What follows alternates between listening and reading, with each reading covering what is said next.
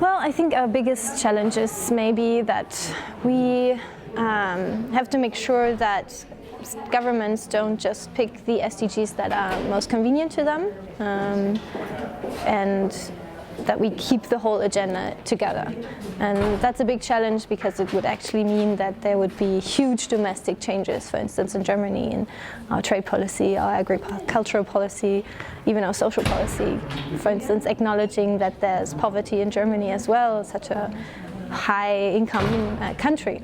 So our biggest challenge, I would say, is for once to make governments understand that they have to actually implement every SDG on a domestic as well as an international level, and that it is an agenda for everyone and for every country, and that there's no excuses of not implementing something.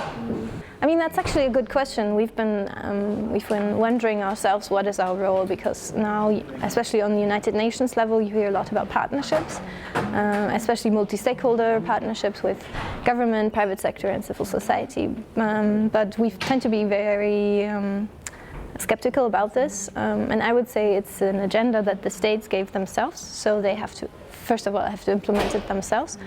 Our role, I would say, is most importantly to be a watchdog and to make sure that they actually do what they promised, that this vision that they created, that it's not just on paper.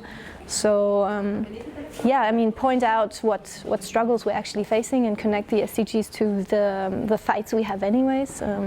As I mentioned, trade policies, of course, has been a really big issue in Europe, but also social policies, environmental policies.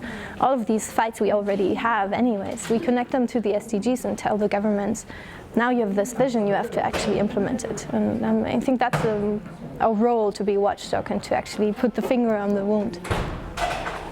So we've tried to come together as civil society in different sectors and to, first of all, just teach ourselves about the SDGs and how to interpret them for ourselves. And I think that's one of the challenges as well, that if you look at them, everybody sees themselves in them. I mean, industry is implementing the SDGs, government is implementing the SDGs, very conservative, very progressive, very right, very left actors. Everybody can find something in them. So how we implement them is to talk to trade unions, talk to social actors, talk to environmental actors and tell them about this, and then talk to the German government on our expectations.